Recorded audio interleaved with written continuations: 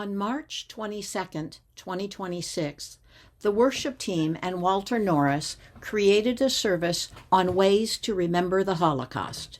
This morning's service was in our Fifth Sunday format, even though it isn't really a Fifth Sunday. This format features a speaker, Walter Norris, who is a docent at the Dallas Holocaust Museum, and will talk to us about visiting the museum, followed by an activity painting stones with names of children who died in the Holocaust for the Upstander Stone Project, which will be returned to the project included in the Holocaust Garden of Hope in Kingwood, Texas. Stones have long been and continue to be used as historical grave markers. Jewish people bring small stones to leave on their loved ones' gravesites, as stones are permanent as opposed to flowers, and serve as a reminder that memories of our loved ones last forever.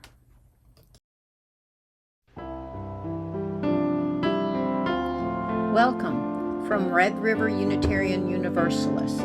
Thank you for joining us. The religion we practice in this church is centered in the here and now, rather than the hereafter. It is more of a thinking kind of religion than a believing kind. It is governed more by reason than by tradition, more concerned with the present than the past. It is concerned with getting the most out of life, with living wisely and well. A major aim for us is continually expanding our understanding of life and ourselves. This church is a community of people who share in the free and open search for a level of understanding that will enable us to be more fully and effectively alive. The church does not tell us what we must believe. It stimulates us to think. It supports us in our search. You are welcome to join us. Our centering value is love, with transformation, generosity, equity, interdependence, justice, and pluralism.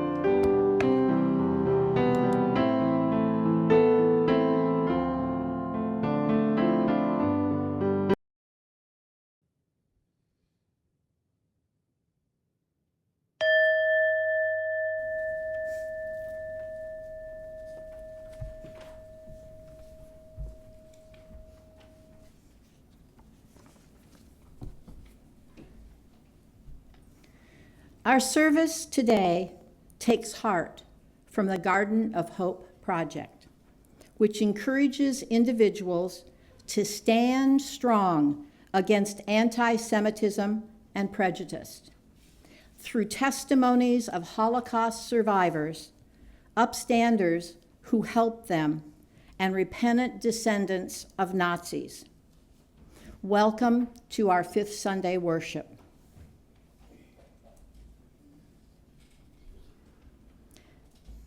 As is our custom, if you'd like to come and light a candle for a joy, a challenge, or just to bring more light into this room, please do so while we sit in stillness, listening to the prelude. This prelude this morning is special. It is based on a poem found carved on a cellar wall in Germany where Jewish people hid during the Holocaust. We will be collecting the morning offering at this time as well. Remember that every offering is a Share the Bowl offering where undesignated cash is split between the Texoma Family Shelter and the Texoma Earth Day Shelter. The bowl awaits, or you may donate online.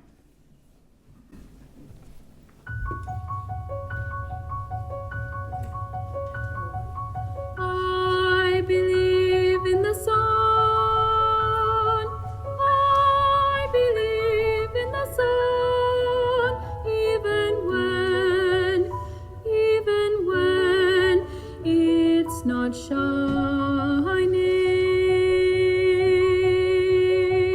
I believe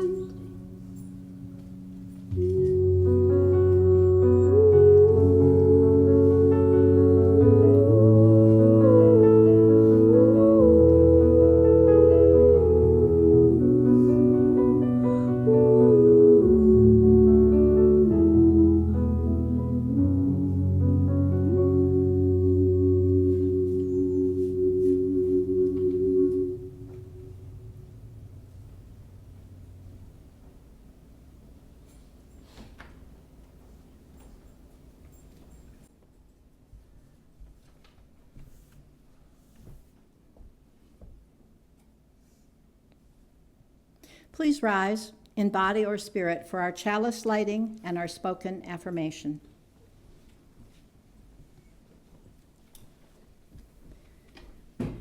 The words for our chalice lighting are taken from Different Yet United by Pat Urab-Litchi.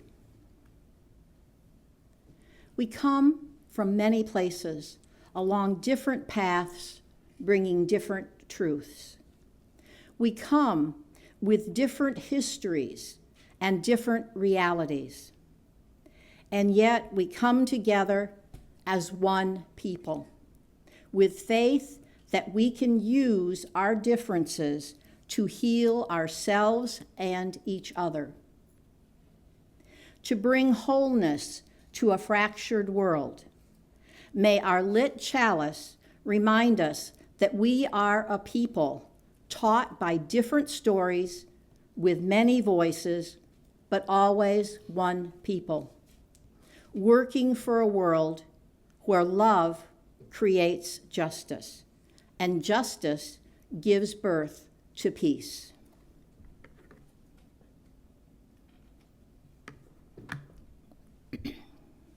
Join me as together we remind ourselves of the affirmation that is a cornerstone of our free faith tradition. Love is the spirit of this church, and service is its law. This is our great covenant, to dwell together in peace, to seek truth in freedom, and to help one another. We light this peace candle to remind us of all of the places in the world where there is no peace. Join me in the words, please. Lead from death to life, from falsehood to truth. Lead me from despair to hope, from fear to trust. Lead me from hate to love, from war to peace. Let peace fill our hearts, our world, our universe. You may be seated.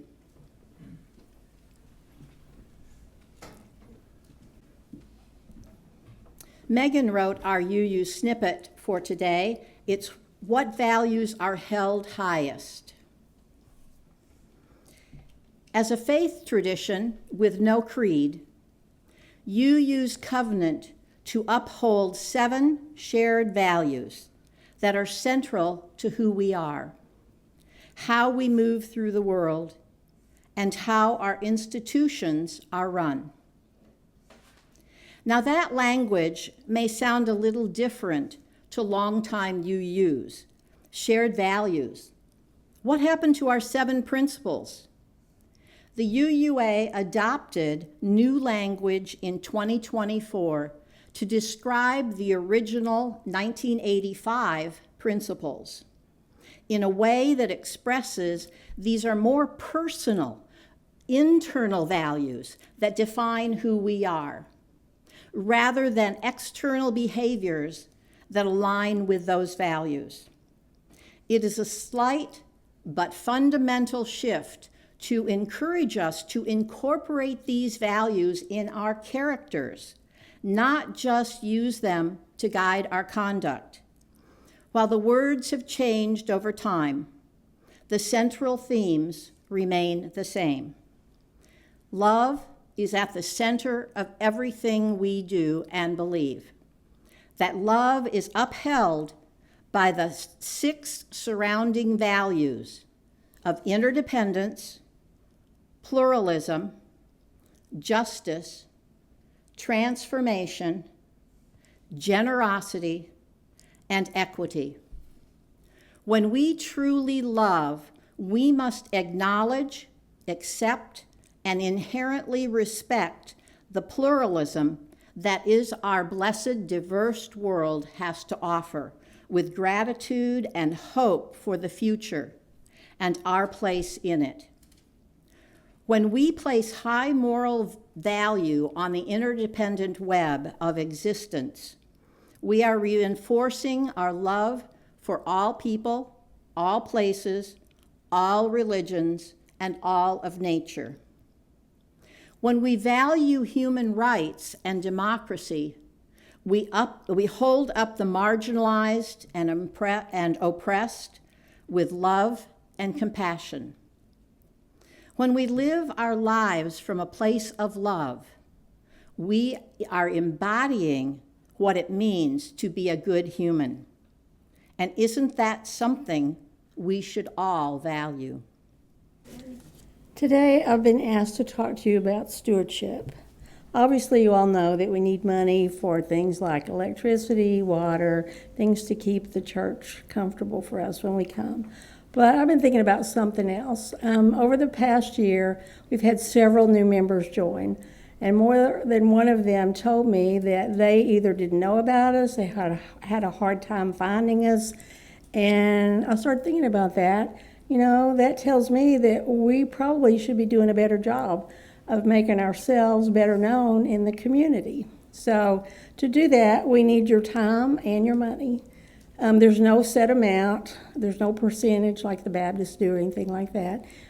Just think about it and do what you think is right for you and your family. Thank you. Our opening thought is by the Holocaust Remembrance Association. It's located near Houston, Texas. The Holocaust Remembrance Association's core purpose is to grow a community of upstanders who boldly confront anti-Semitism and hatred of the Jewish people, driving real change towards a more just and compassionate world. Through our Upstander Stone Project, which we'll be participating in today, we honor the children one stone at a time. Each child's name, birthday, and place of passing is painted on a stone by us and placed in the Garden of Hope as a lasting reminder to stand up against hate. For each child that's born, morning star rises and sings to the universe who we are.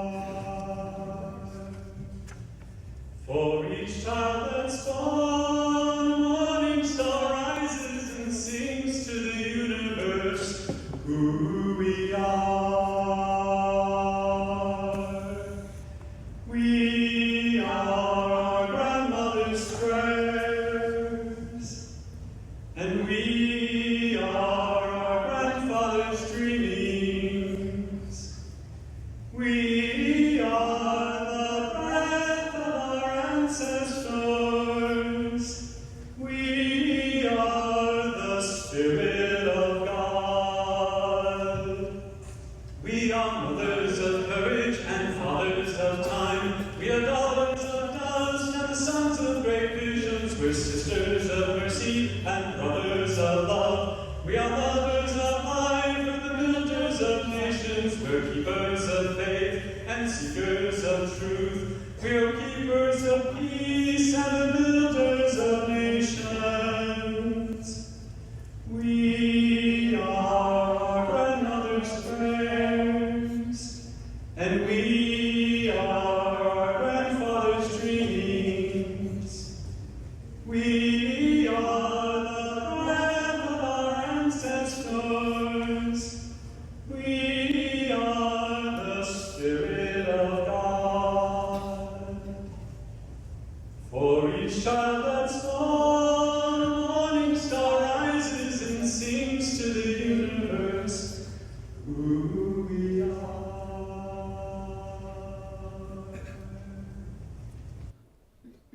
Thanks, Mom.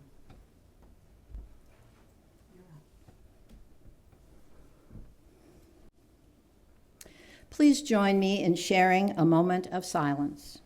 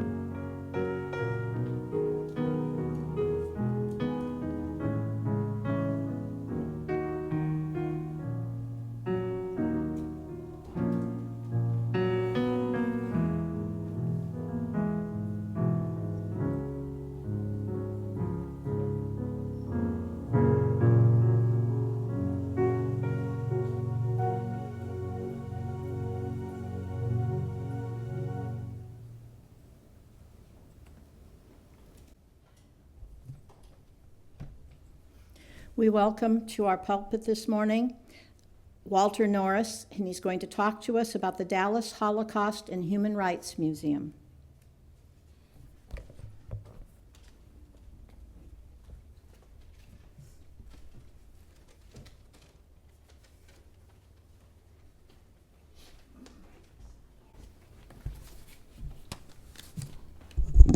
With my big mouth, I can talk forever, but they've given me 10 minutes, so let me get it going here. So I got the timer going. Now, the Dallas Holocaust and Human Rights Museum originally started in 1988, and it was in the Jewish Community Center in North Dallas. But then it moved down into the West End area. It was in a smaller building, and they had a couple of floors that they utilized at that point. Then in 2019, they built their first standalone building right there, right across the street from it, kind of catty-cornered from the sixth floor museum. So if you've ever been down, it's in that West End area of Dallas there, downtown. Originally, I was connected to the Human Rights Department at SMU, where I was taking graduate classes and doing some research. So in 2013, a grant had run out where I was the program director of a mental health program for 4 or 5 years, and so I needed a little extra something to do while I was drawing unemployment, actually. And I took on going to a docent class at the museum, and that was a 6-month class. We went a couple of nights a week for 6 months. Then in 2019, once they built the new building, they developed a new program called the Docent Educator. And so that was what I became. And that's the highest level of volunteers within that whole complex, that museum. They initially took a group of us, a handful of us, that had graduate degrees and put us into those positions. And so that's what I'm actually classified, even though I haven't been there in a couple of years, because we now live in Denison, and downtown Dallas is quite a ways. So if you ever go, you go in the front door and everything. And they move you to a one area on the first floor where they give you an introductory film. Then that plays out, and then you walk the stairs or you take an elevator. Most people walk. And that goes up to the third floor, and that's called the Shoah Wing. So this is about the Holocaust itself, the Shoah Wing.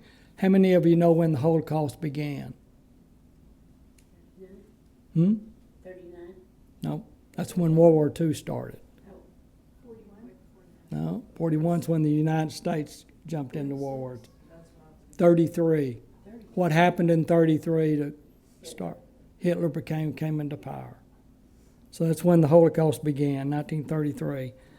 So you go into that Shoah Wing, and the first stuff you start seeing is how the Nazi ideology developed. It's historical, goes back into several centuries, 19th centuries. Even in World War I, the Kaiser was anti-Semitic. The idea of this German superiority was already developing at that time. And so then in 33, a group of veterans, disaffected, frustrated because they lost World War I and weren't superior anymore, they got together and developed this Nazi party. Now, they had a former general from World War I involved, General Ludendorff. How many ever watched the movie Wonder Woman? Yeah.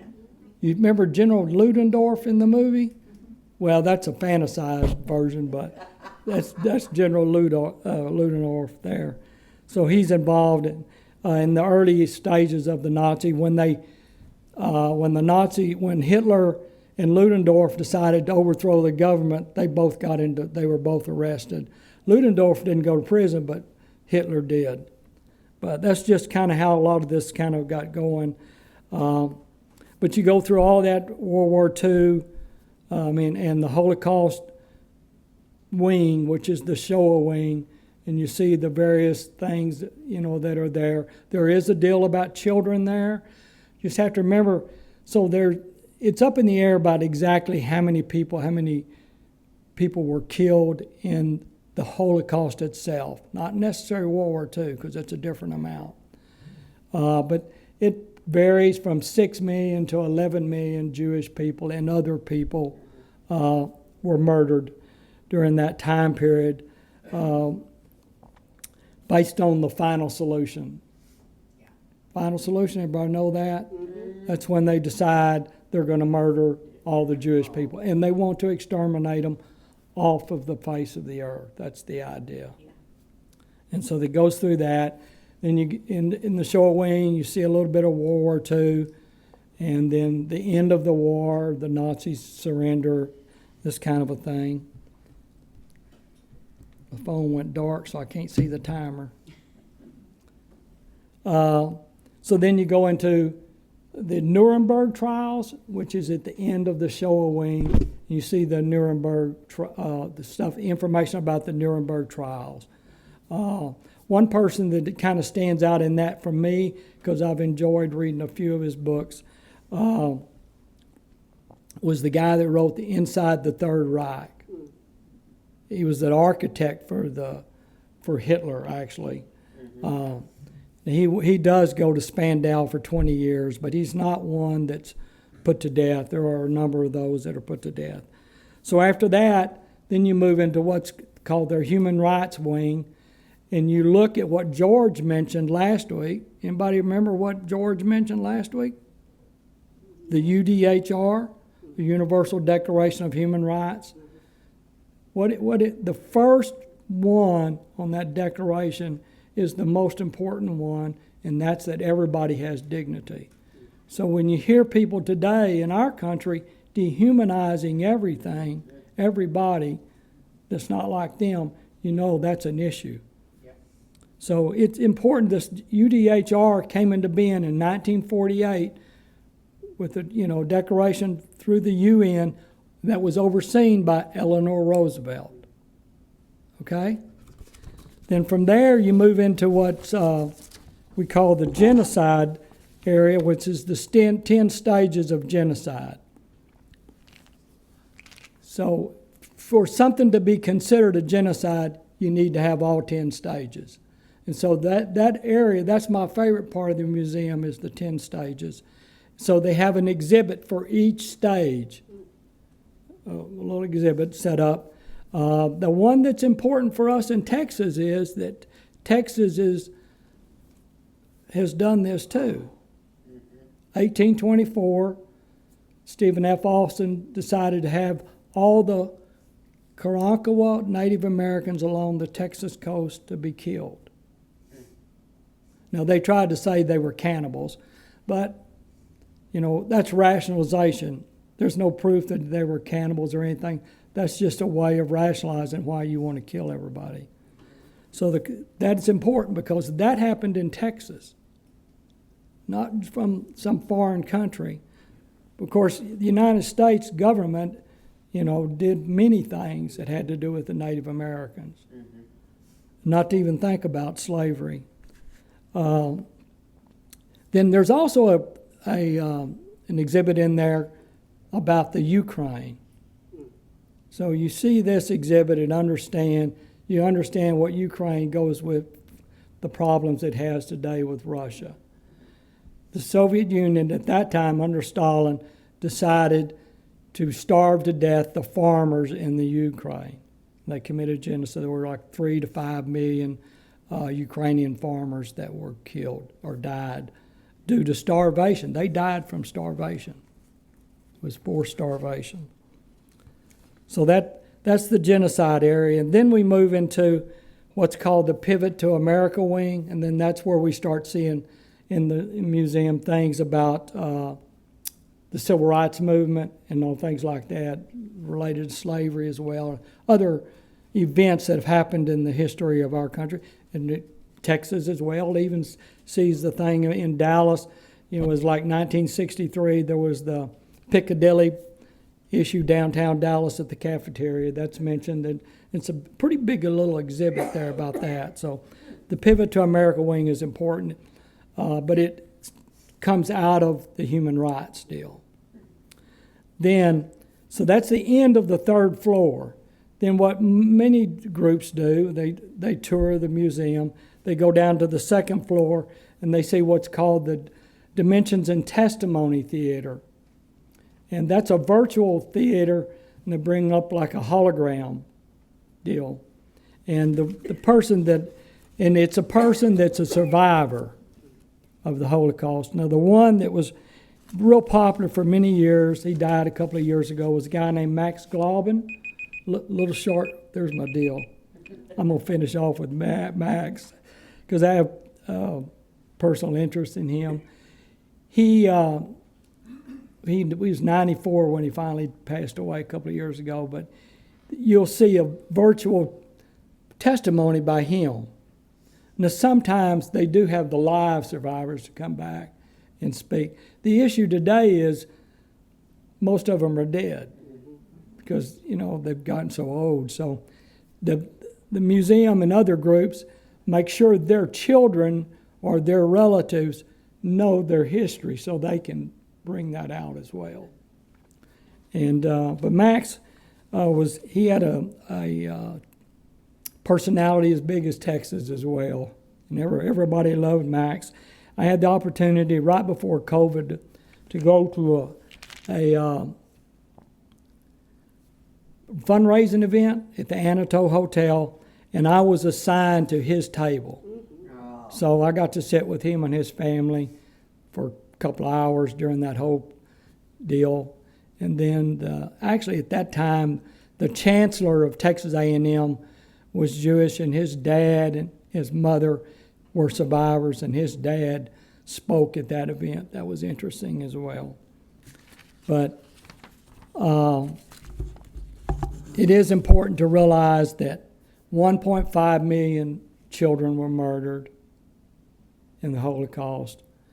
It started out how they came up with the death camps. The other thing with that is all death camps are in Poland. Not concentration camps, the death camps, Auschwitz. They're all in Poland. There's 6 of them. And then to avoid much of the death that was happening during World War II, during the Holocaust, they put together a thing called the Kindertransport, and they were sneaking children out through different channels of all these various European countries and trying to get them over to England at the time. So it was pretty successful, but many children died. We all know about Anne Frank and her diary. There's another movie, if you've never seen that, called Freedom Riders, and it's Hilary Swank is a school teacher. So if you have an opportunity to see that, do that. That gives you an idea about Anne Frank, and then how Hilary helps low-income high school students progress in their education as well. Thank you. Thank you.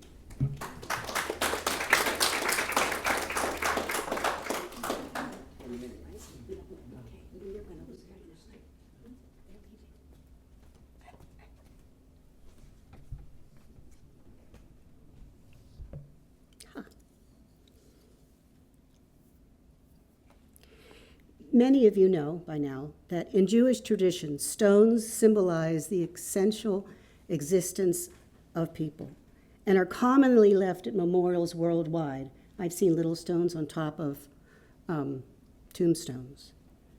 It's giving us a tangible way to remember them.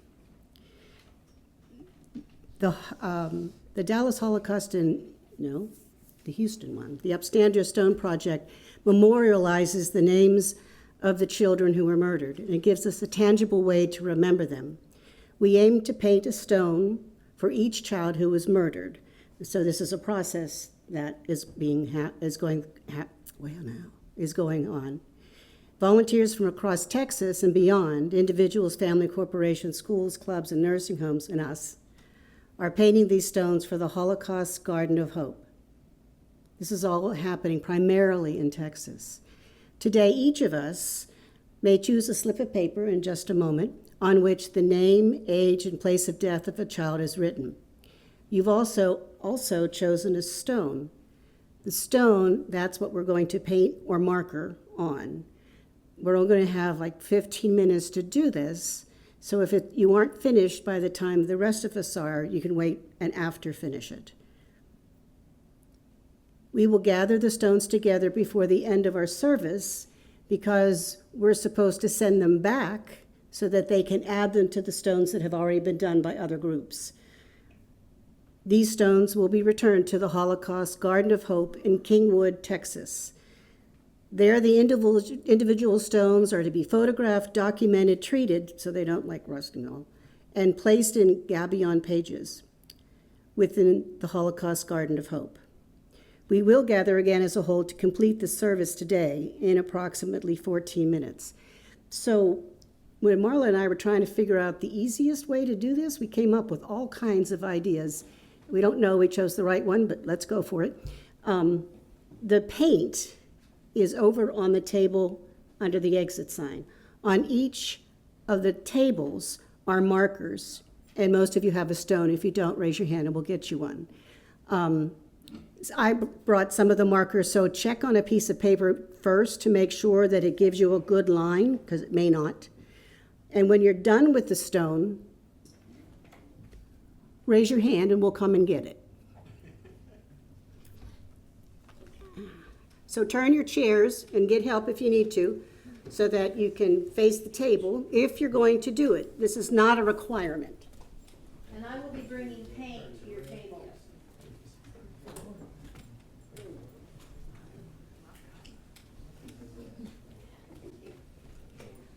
While we're all rearranging ourselves, I do need to mention one more time, you can't take the stone home with you because we have to send them all back. They're all counted and recorded. I'm going to bring the papers around. I'm going to demonstrate how to take it off so they don't all fall to the floor as they did the first time I tried. So from the angle here, you take one, you take a finger. I lick mine and it comes off real easy. Oh, well, that's two. Doesn't come off that easy, but we'll work on it.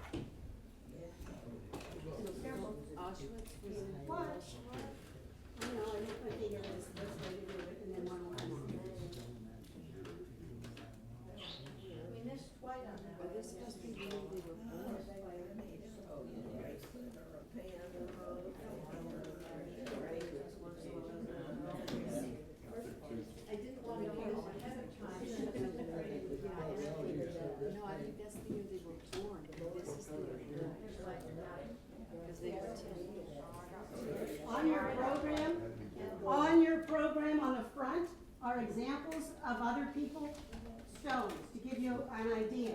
Simple is best.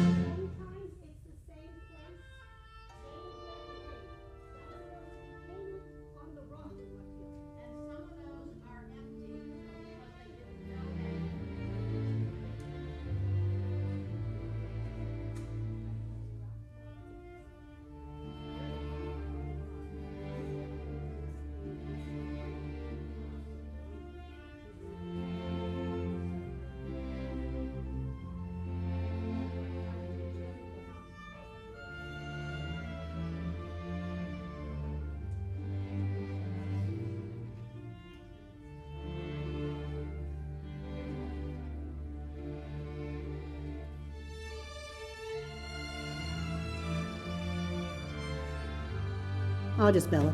Oh, I'm going to repeat my. The last name,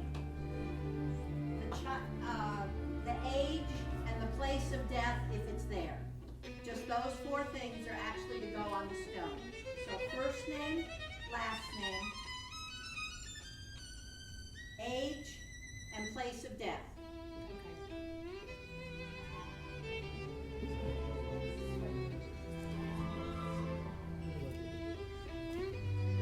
On the tables. All on the table.